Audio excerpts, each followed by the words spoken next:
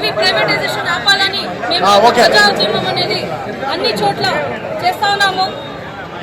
ఈరోజు మన హిందూపురం నియోజకవర్గంలో ఒక బైక్ ర్యాలీ అనేది పర్మిషన్ తీసుకొని మేము అరేంజ్ చేసినప్పటికీ ఈరోజు దాన్ని పొద్దున్నే పార్టీ ఆఫీస్ దగ్గర పోలీసు వాళ్ళు వచ్చి మీరు చేయకూడదు, నడుచుకొని పోండి అని ఏదో ఒక రకంగా మమ్మల్ని అడ్డుకొని ఈరోజు మేము నడుచుకుంటూనే మన హిందూపూర్ టౌన్లో ప్రజా ఉద్యమం ఏదైతే ఉందో దాన్ని కొనసాగించినాము. ఇవన్నీ కష్టాలు ఎందుకంటే ఈరోజు చంద్రబాబు నాయుడు గారి సర్కార్, కూటమి ప్రభుత్వం ఏదైతే ఉందో అది మన జగనన్న హయాంలో తీసుకొచ్చినటువంటి 17 మెడికల్ కళాశాలల్ని ఈరోజు ప్రైవేటైజేషన్ చేస్తూ ఉంది. దీన్ని ప్రైవేటైజేషన్ చేస్తే మన పేద బడుగు బలహీన వర్గాలు అన్యాయమైపోతాయి. ఈరోజు మన ప్రజల తరఫున మేము ఒక గొంతు అనేది మేము వినిపిస్తున్నాము.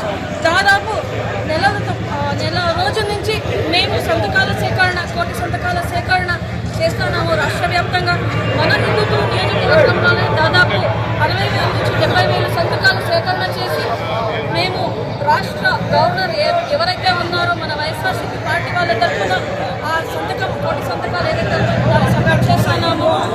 కోటి సంతకాలు అంటే దాదాపు 20 నుంచి 25% రాష్ట్ర వ్యాప్తంగా ప్రజా సంఖ్య అన్నమాట.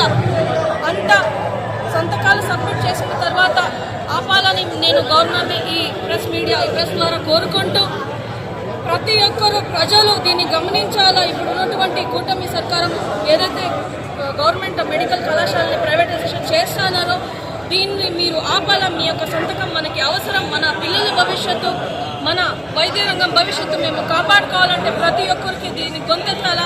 మీ గొంతు ఎలా వినిపిస్తారో అంటే మన ప్రతి ఒక్క వార్డులో, ప్రతి ఒక్క గ్రామంలో సంతకం చేసేటువంటి బుక్ అనేది మన వైఎస్ఆర్సీపీ పార్టీ నుంచి ఉంది. ప్రతి ఒక్కరు వచ్చి భాగవహించి దానిలో సంతకం పెట్టాలా. మీ యొక్క గొంతు, ప్రజల గొంతు ఆ బుక్ ద్వారా మేము తీసుకుపోతామని చెప్తూ నేను విరమిస్తున్నాను.